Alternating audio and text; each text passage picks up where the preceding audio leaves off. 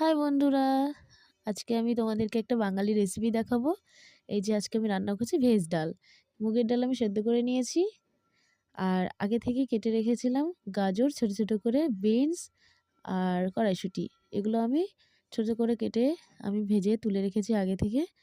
আর ফুলকপিগুলো ছোট করে কেটে আমি কিন্তু ভেজে নিচ্ছি লাল, লাল করে। ব্যাস এগুলো ভালো করে ভাজা হয়ে গেলে আমি কড়াইতে তেল দিয়ে জিরে ও শুকনো লঙ্কা ফোড়ন দিয়ে আমি এখানে আদা, জিরে, লঙ্কা বেটে রাখা মশলাটা দিয়ে দিলাম। এতে আমি হলুদ ও লবণ দিয়ে ভালো করে কষিয়ে নেব, যেন আদা আর জিরের গন্ধটা চলে যায়। তারপরে আমি সেদ্ধ করে রাখা ডালটাকে এই মশলার মধ্যে দিয়ে দেব।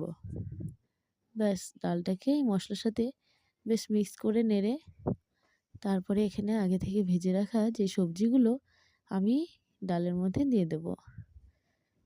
গাজর, ফুলকপি, কড়াইশুঁটি ও বিনসগুলো এক এক করে আমি ভেজে রাখা সবজিগুলো সব দিয়ে দিলাম। তারপরে একটু নেড়ে চেড়ে বেশ ফুটে আসতেই আমি এতে ঘি ও গরম মশলা ছড়িয়ে নামিয়ে নেব।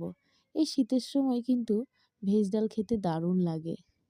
শীতের মধ্যে এই সবজিগুলো পাওয়া যায় টাটকা, টাটকা। খুব ভালো লাগে খেতে। বাচ্চারা তো সবজি খেতে চায় না।